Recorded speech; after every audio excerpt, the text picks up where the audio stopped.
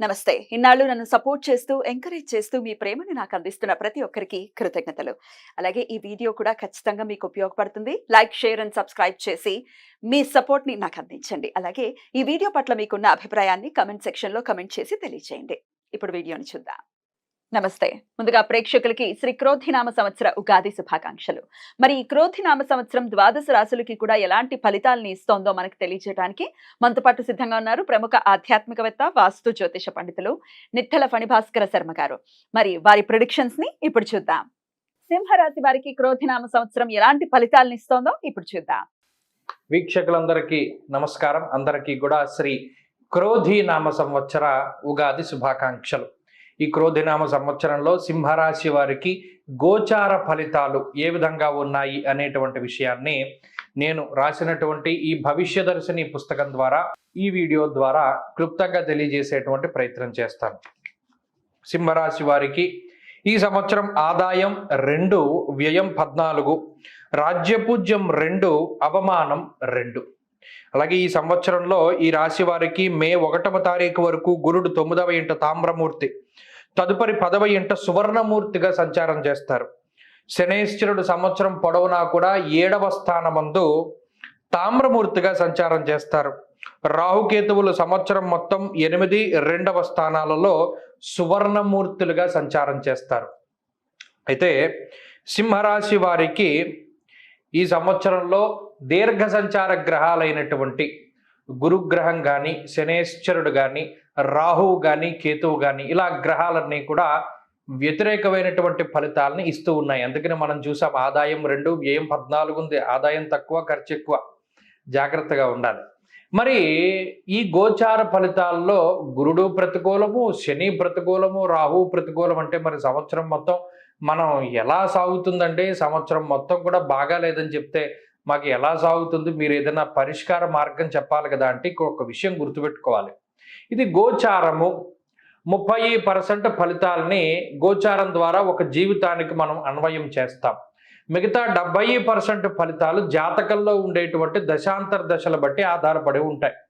జాతకంలో మంచి దశలు, మంచి అంతర్దశలు జరుగుతూ ఉంటే గోచార ప్రకారంగా ఈ ప్రతికూల గ్రహస్థితి ఉన్నా పర్వాలేదు, దాటేస్తారు. ఈ గోచార పరిస్థితులు బాగాలేనప్పుడు, జాతకంలో కూడా దశాంతర దశలు బాగాలేకపోతే మాత్రం డబల్ ఇంపాక్ట్ పడుతుంది. దానివల్ల మనం ఇబ్బంది పడవలసినటువంటి పరిస్థితులు ఏర్పడతాయి. కాబట్టి జాతకం ముఖ్యం, ఈ గోచారం కూడా ముఖ్యమైనప్పటికీ ఈ బాగాలేకపోయినా అది బాగుంటే మనకి నడుస్తుంది అన్నట్టు. మరి ఈ సంవత్సరంలో 3 దీర్ఘ సంచార గ్రహాలు కొంత ప్రతికూలంగా ఉన్నాయి కాబట్టి ఏ విషయాల పట్ల జాగ్రత్తలు తీసుకోవాలి? 7, 10, 8 స్థానాల్లో గ్రహ సంపత్తి కనబడుతూ ఉన్నది. దశమము అంటే వృత్తి ఉద్యోగాలకు సంబంధించినటువంటి స్థానం. అష్టమ రాహు దోషం ఉంది. అష్టమము అంటే ఆరోగ్యానికి సంబంధించిన స్థానం. సప్తమ స్థానంలో శని ఉన్నారు. సప్తమం అంటే పుత్ర, మిత్ర, కళత్రాదులకి సంబంధించినటువంటి స్థానం. మరి ఆ స్థానాల్లో గ్రహాలు ఉన్నాయి కాబట్టి ధాన్య నాశో ధనచ్ఛేదం వృధా సంచరణం భయం. గురుడు దశమంలో ఉంటే ఎప్పుడైతే వృత్తికారకుడు ఆ స్థానంలో ఉన్నారో ఆ స్థానాన్ని దెబ్బతీసే ప్రయత్నం చేస్తారు. అనగా ఉద్యోగం కానీ, వ్యాపారం కానీ, వృత్తి ప్రవృత్తులు ఎవరైతే సింహరాశి వారు సొంతంగా వ్యాపారాలు చేస్తూ ఉండనివ్వండి, లేకపోతే ఇతరత్ర వ్యాపారాల్లో భాగస్వామ్యం పెట్టిన వారు అయి ఉండనివ్వండి, లేదా కంపెనీల్లో పనిచేసేటువంటి వారి దగ్గర నుండి ప్రతిరోజు కష్టం చేసుకునేటువంటి పనిచేసే వారి వరకు వారికి వృత్తి, ఉద్యోగ, వ్యాపారాల్లో కొన్ని ఇబ్బందులు వాటిల్లుతాయి అని చెప్పారు. ఏ విధంగానో ఆదాయం తక్కువ, ఖర్చు ఎక్కువ, కష్టానికి తగినటువంటి ప్రతిఫలం ఉండదు. ఈ ఒక్క విషయాన్ని దృష్టిలో పెట్టుకోవాలి. చాలా స్మార్ట్ వర్క్ చేయాలి. సింహరాశి వారు హార్డ్ వర్క్ చేయకూడదు, స్మార్ట్గా వర్క్ చేయాలి. అంటే ఎక్కువ కష్టపడకూడదు. ఎందుకు? కష్టానికి ప్రతిఫలం లేదని తెలిసిపోయినాడు. మనం చేసే పని స్మార్ట్గా చేసేస్తే అక్కడికి శ్రమ తగ్గుతుంది, ఫలితము మనకి దక్కుతుంది. ఈ విషయం పట్ల జాగ్రత్తగా ఉండాలి. 1, బరువు పెరిగేటువంటి విషయాల్లో జాగ్రత్తగా ఉండాలి. శరీరం బరువు పెరగడం, అలసట, లేకపోతే దీర్ఘకాలిక వ్యాధులు రావడం, ఇటువంటి వాటికి అవకాశం ఉంటుంది. వంశపారంపర్యంగా వ్యాధులు రావడానికి అవకాశం ఉంటుంది.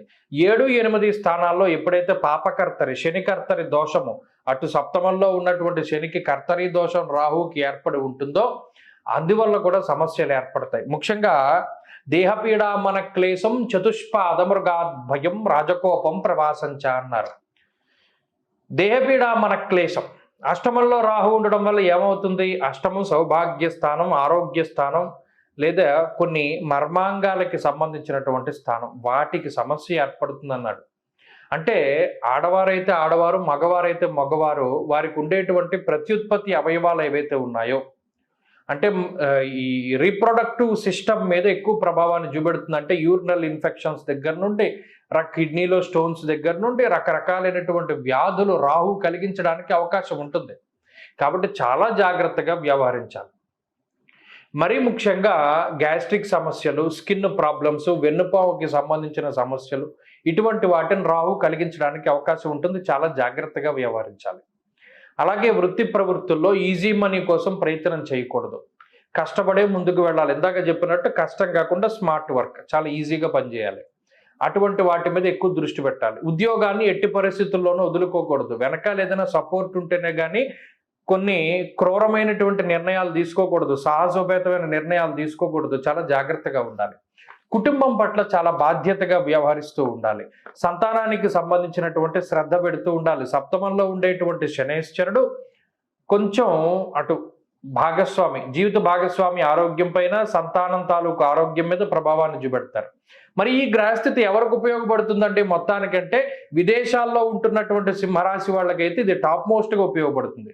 విదేశాల్లో సింహరాశి వారికి అయితే అక్కడ స్థిరత్వము, ఉద్యోగము, గృహము, సంతానము ఇవన్నీ కూడా పుష్కలంగా లభిస్తూ ఉంటాయి.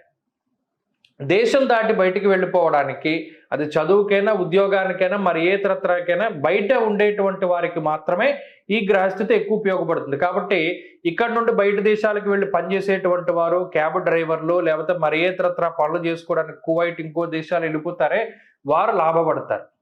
అలాగే కార్మికులు, కర్షకులు, వ్యవసాయదారులకు కూడా ఈ గ్రహస్థితి చాలా ఉపయుక్తంగా ఉంటుంది. శరీర కష్టం మీద పైకి వచ్చేటువంటి వారికి ఉపయోగపడుతుంది.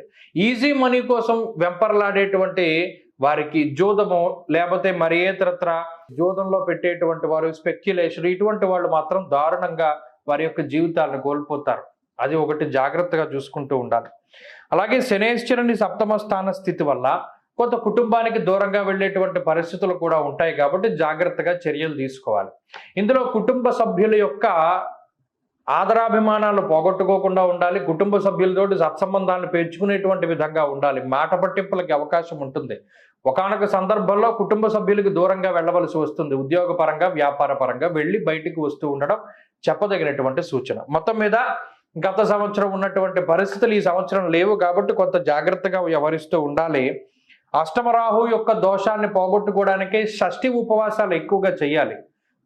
ఒక నెలలో 2 షష్ఠులు వస్తాయి కాబట్టి షష్ఠి రోజున తప్పనిసరిగా సర్పసూక్తంతో అభిషేకం చేయించుకుంటూ, ఈ సంవత్సరం మొత్తం మీద కూడా సర్పసూక్తంతో షష్ఠి రోజున అభిషేకం చేయించుకుంటూ ఉండడం ద్వారా ఈ గ్రహస్థితి నుండి కొంత బయటపడడానికి అవకాశం ఉంటుంది. అలాగే ఆదివారం మినపప్పు దానం చేస్తూ ఉండాలి. ఆదివారం నాడు రాహుకాలంలో